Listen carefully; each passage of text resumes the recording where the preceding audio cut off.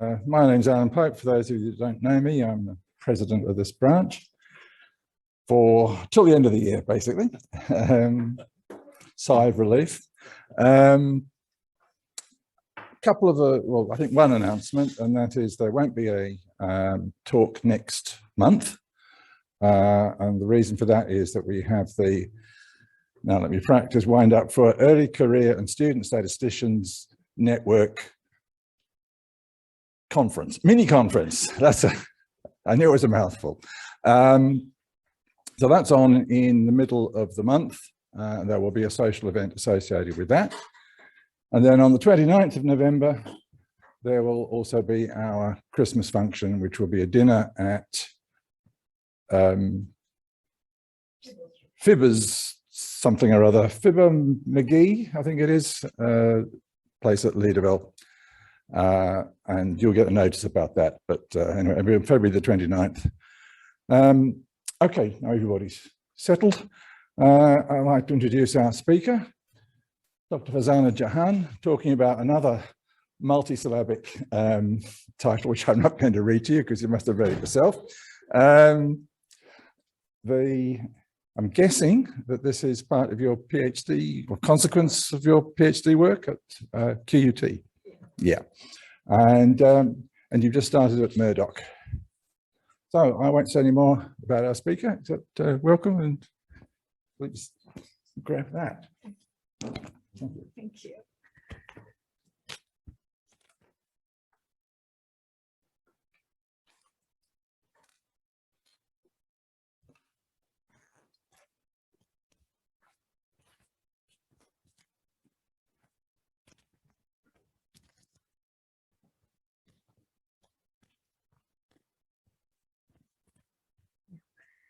All right, hello everyone. This is Farzana. Thanks for a nice introduction, Alan, and thanks for inviting me, Nicola and Chechi. It's a nice opportunity for me to give a talk to SSA WA branch. So as I came from Queensland till last year, I was a member in Queensland branch. I was giving talks there and also member of the branch council there. So it's really nice to come here and give a talk.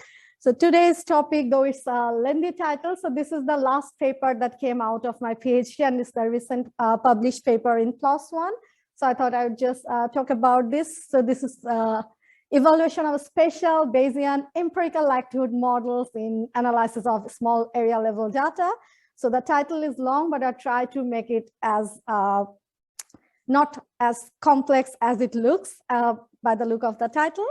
I'll be happy to take any questions at the end, I believe. So before we start talking about this specific article or work,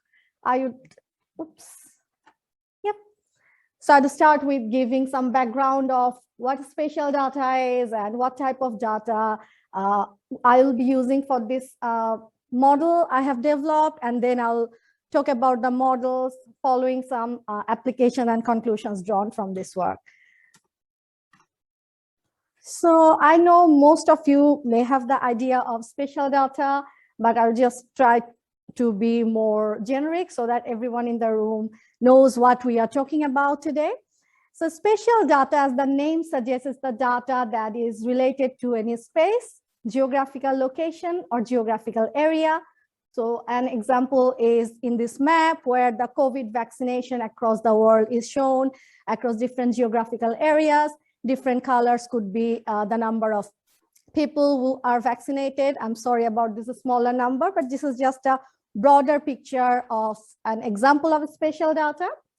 Then spatial data can be broadly classified as these three types: point reference, point pattern, and aerial.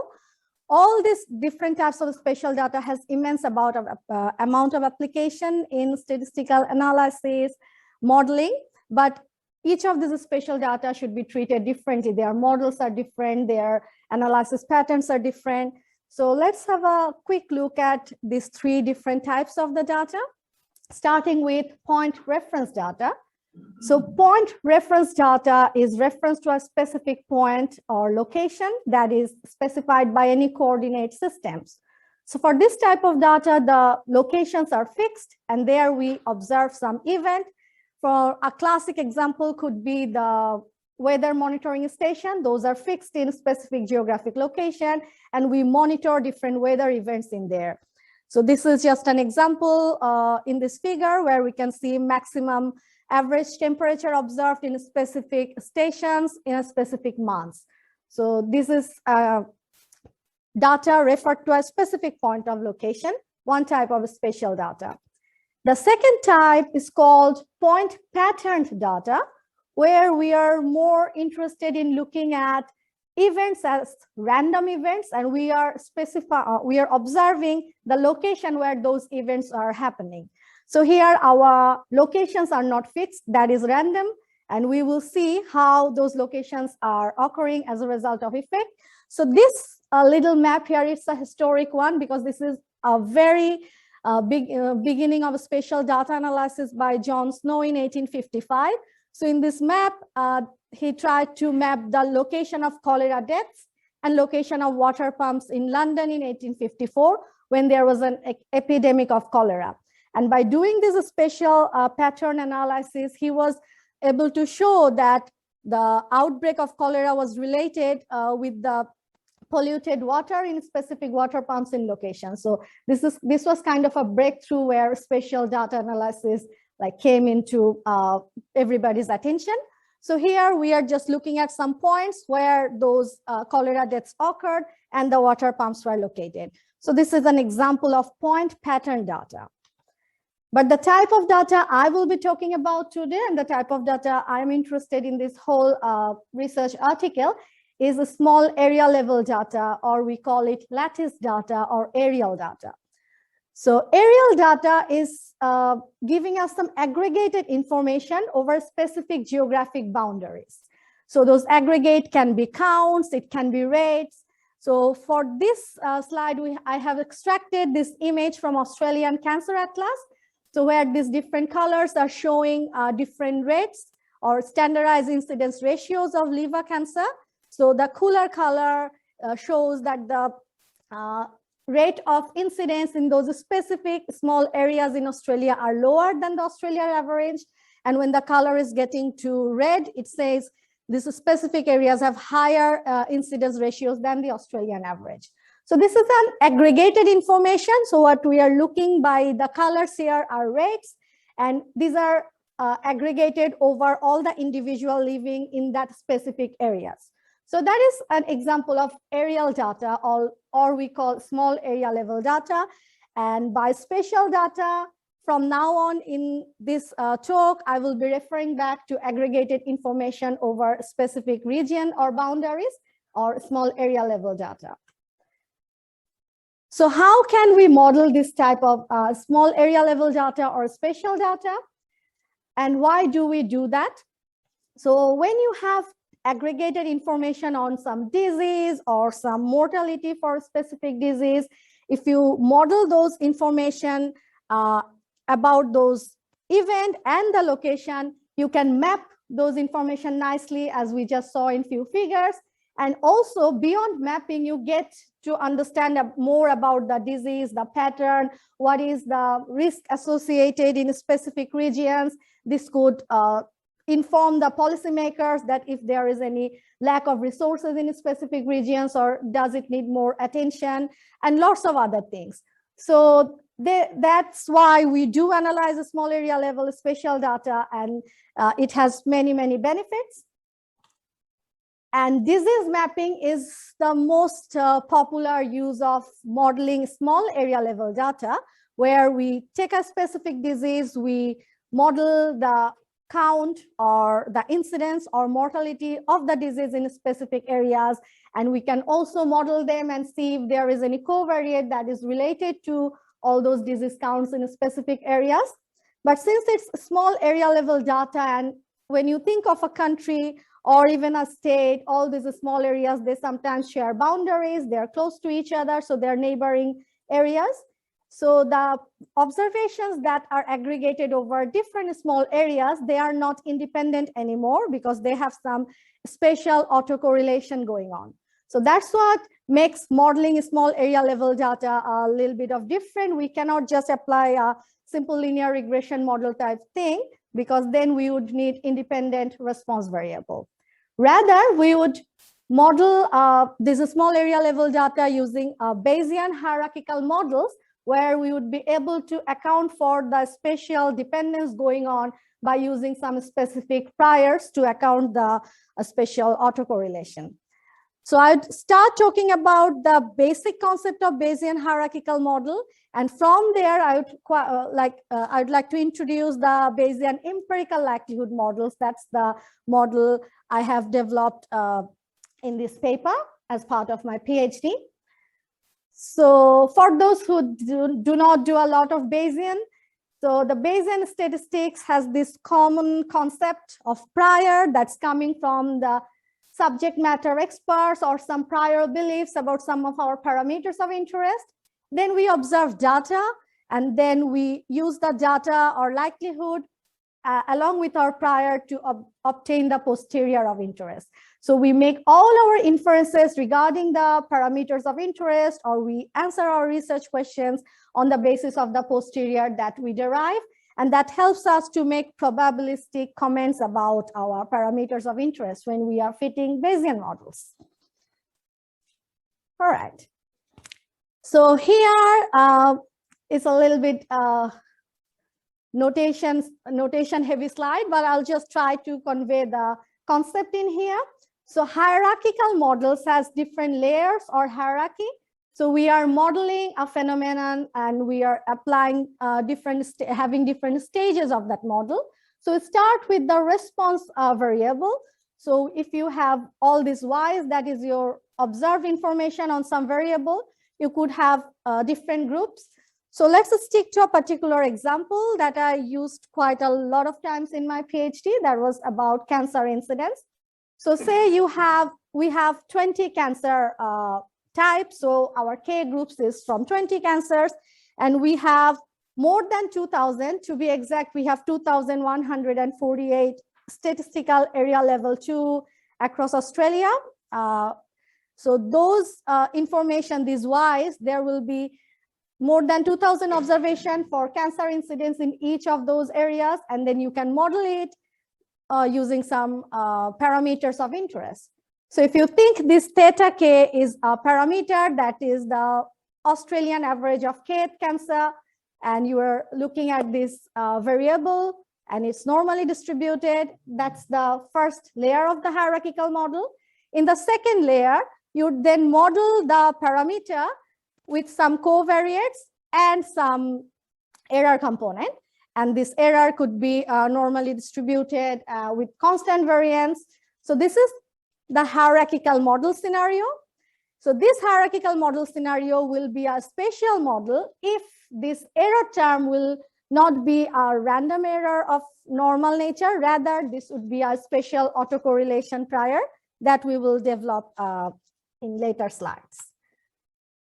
So this is a specific example of the small area disease incidence. So if you think of disease counts as your Y's response, this can be modeled as a Poisson random variable with some expectation and rate theta, and then the log of theta could be modeled as with your covariates and some spatial random structure error. So this psi I now is not normally distributed with mean zero and constant variance type error, but this psi I will account for the spatial dependence in the data. That's called the spatial autocorrelation. So the spatial autocorrelation, we are mentioning this term quite a lot. What is it? This is the presence of systematic spatial variable variation in our mapped variable or response variable. So the basic assumption of spatial autocorrelation is if the locations are close together, there will be similar values for the response than the locations that are far apart. So to measure the presence of a spatial autocorrelation, there are different indices. Some of them are Moran's I, Tango's mid. So you can measure this Moran's I, you can test whether your spatial data or the small area level data has a spatial autocorrelation or not. So in most of the cases, whenever you have responses for specific small areas, there will be significant spatial autocorrelation. And in the model, in the regression, in the hierarchical model, you have to take account of this spatial autocorrelation by using some prior distribution that's called spatial prior distribution as a spatial random effects. So these are different types of spatial priors that are available in the literature, and they are used in different scenarios. I'm not going to go in detail of these priors, but now I am at the point where I have introduced all the background concept. So basically, this is the layout of a parametric spatial model, Bayesian parametric spatial model. So we start with a data stage where you have some data set from small areas. Then you have the process stage where you model your parameter of interest using the covariate and the spatial random effect. And the parameter stage, you have to specify the specific priors you will have for your regression parameter or your spatial random effects, that is psi. So once you get all these priors, data set, you can fit the model and you can get your covariate effects, and you can predict your disease incidence in specific areas. So that's the straightforward parametric spatial model layout. So the one constraint with this layout is you need to know which distribution your response variable is coming from. So when you're thinking of disease counts or number of people having a cancer in a specific region, you are assuming that is coming from Poisson distribution, then other jobs become easier. But what happens if you are not convinced or your data is so much irregular that you cannot assume a specific parametric distribution? Then if you impose a parametric spatial model, your model would not do very good in terms of your model fit and inference. So that's where semi-parametric spatial models come into play. So in Bayesian semi-parametric spatial models, we are following the exact layout. You'll have a data stage, parameter stage, and the process stage. The only change will happen in the data stage. So we would not assume any parametric distribution for our response. Rather, we would use a concept called empirical likelihood in the Bayesian framework. And using that empirical likelihood instead of data likelihood, you'll be able to get your posterior and you'll be able to make all your inferences. Now, what is empirical likelihood? The concept of empirical likelihood has been there from 1988. So Art Owen introduced the empirical likelihood, but empirical likelihood has only been applied in Bayesian sense since 2003 when Nicole Leza developed that empirical likelihood can replace the data likelihood part when you are calculating the posterior for Bayesian. So that's when Bayesian empirical likelihood started its journey. And then there are a few literature that have been applying Bayesian empirical likelihood concept in different scenario. So in some paper, my supervisor and her colleagues, they did apply the empirical likelihood context in approximate Bayesian computation. And then we have also seen only a few papers, to be exact. Before this paper, there had been 4 other papers that had worked with Bayesian empirical likelihood and small area level data. And the reason is because it gets too much complicated in terms of computation when you are using empirical likelihood in Bayesian context, and then also you are applying that spatial structure there. So this is how Bayesian empirical likelihood looks if you want to think it from like technical or equation perspective. So it starts with estimating equation. So you don't have to know that these y's are coming from a normal distribution or Poisson distribution, but you have to identify the estimating equation that you require for your parameter of interest. So if you are going to estimate mean using empirical likelihood, your estimating equation would be yi minus theta, and then you would use this estimating equation in some constraint optimization to obtain the empirical likelihood for the parameter of interest theta. This can be done for regression, this can be done under Bayesian scenario and all. So there has been many R packages that does this constraint optimization. There have been few papers that has been providing variants of optimization that can be used to obtain specific empirical likelihood weights. So whenever we will see W or WI today in the rest of the slides, we are mentioning the empirical likelihood weights that will replace the data distribution in the Bayesian model scenario. So now I'll talk about specifically the Bayesian empirical likelihood model in spatial data analysis framework, where there have been some previous analysis, and I extended those spatial BL models using some new, using some popular structure of a spatial prior, and then I did apply it to some benchmark data set and some simulated data sets. So let's have a look at that. So again, we have seen this model is just reminding ourselves again. It's the Fay-Harriott model for small area estimation. Starts with the response mapped with the mean, and then that mean is modeled with covariate and a spatial structure parameter is there. So in this model, this model will take different form if you choose different priors for the spatial random effects. And instead of using the data distribution of Y, that is your response, you are using this moment condition as your estimating equation to obtain the empirical likelihood weights, that is the WI in this scenario, and those WIs will be calculated or computed by doing some constraint optimization from these equations. I'm not going into detail of that optimization here, but what I want to talk about is the different other priors we have to specify to fit that Bayesian spatial model. So the prior for regression coefficient, we call that fixed effects. These are specifically normal priors with some large variance. So we just did not change anything about that. We took it from the literature. We used Zellner prior with a fixed value for the variance parameter.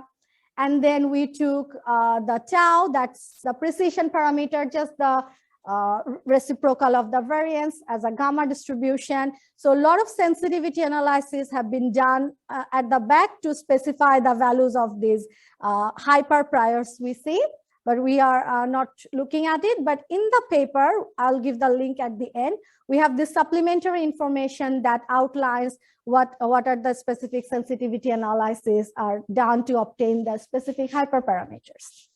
Now, the last point in the slide is where we are more interested at.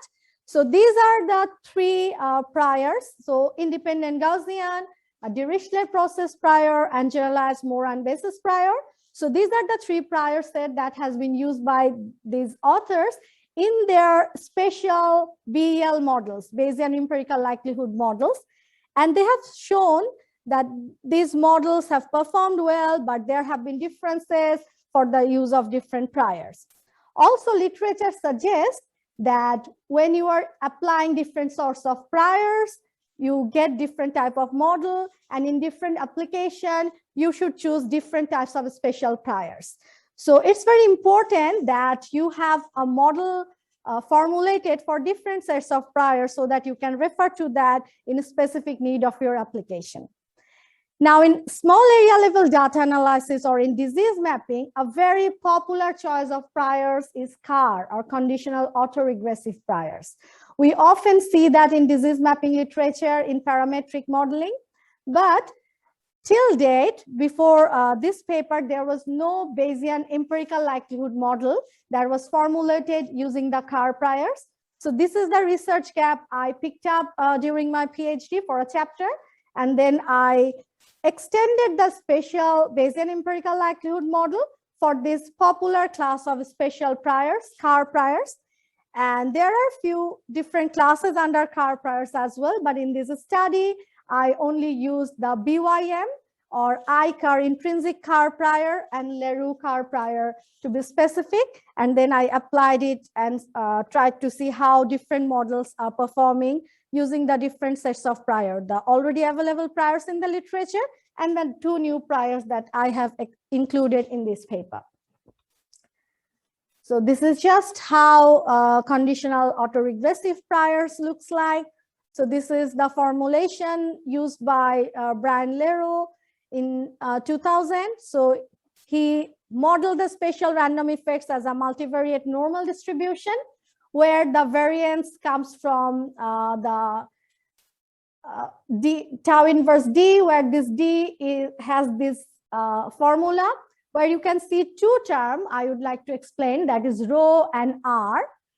So R is called an intrinsic autoregression matrix. So if you think you have 10 areas or small areas, this will be a 10 by 10 matrix, and each of the diagonal elements would give the number of neighbors for each of those areas, and the off diagonal elements would be an indicator function, which will be 1 or 0. And this is how it will look like. So intrinsic autoregression matrix plays an important role on how the variance covariance matrix is formulated for the distribution of spatial random effects. So this is where we take care of the spatial dependence happening between the neighboring region. So there are packages in R, there is package called Carbase, there are packages in Winbox and OpenBox that can just use this specification with just name that we are constructing a Leroux prior, and this is just the matrix of intrinsic autoregression. So yeah, no, it's not inverse, it just has the -1 or 0. This is how that model, like autoregression matrix is coded. Yeah, I'll look into that paper and I'll get back to you afterwards maybe. All right, so this is just the implementation I was talking about. So there has been different packages already, but since these models I have extended in this article is extension, so I had to create my own Metropolis Hastings sampling algorithm to model through all those hierarchy. So this is a very complex computation, because for each of your response variable, you have to go through the optimization with specific priors and things. So all these things are developed in a R package in GitHub, which is accessible as BEL Spatial. There is the course and functions that can be used to fit the models I extended, the SBEL with car priors. It also has course for the models that has been previously provided by Porter and Chaudhary, because there was no other packages available. So a long part of my PhD went along to writing this algorithm to get this code like running and creating that package, because this was the first package that could fit like Metropolis Hastings with spatial data and Bayesian empirical likelihood. So I would not talk about those Metropolis Hastings, MCMC and background things because it's too complicated. Rather, I would show some results that will show how this different model is performing in different applications. So all I did is I did the parametric model with the same spatial car priors, and I also fitted the empirical likelihood model with the same spatial priors so that we can compare the performance of parametric and semi-parametric models using the same prior on the same data set. We could also see how different are the empirical likelihood models performing using different sets of priors. So the first application I'm going to talk about is some simulated data. Because it was extended model, we had to create some data. So I created 3 simulation scenario where I deliberately had a small number of areas, 25, and I also had larger number of areas. So in first scenario, we generated data from high spatial autocorrelation. In the second one, we had low spatial autocorrelation. And in third one, we deliberately included some outliers and some mixture so that our data does not look like coming from a nice little distribution to make it irregular. And then we fitted these 8 models. There were 4 models using empirical likelihood. The priors were BYM, Leroux, IG stands for independent Gaussian, and then there was this Moran basis prior. And we also fitted the parametric analogs of these models. So this is just the QQ plot. We were checking the normality assumption for our simulated data for 125 areas. So we did that for all the scenarios. But just for example, I have included like 2 in these slides to show, like, because you have less number of observation, when you have 25 small areas, you would see there is more deviation from the underlying normality, which you would not see when there are 100 sample size. So that's the pretty basic stuff. But how did that translate in our model performance? So we wanted to compare our model performance. We checked the convergence, we checked the width of the confidence interval, but to compare the model performance, we used the information criteria, Watanabe-Akaike's information criteria. So lower WAIC values shows better model fit. And this table summarizes the model performance on the simulated data. And the blue are the lower values of WAIC. As you can see in scenario 1, all the parametric models has better or lower values of WAIC when there is 100 areas, but the semi-parametric models perform better when you have lower number of areas. That's also true for second scenario. But in scenario 3, in both cases of 25 areas or 100 areas, the semi-parametric models performed better. Now, why is the reason? What is the reason behind that?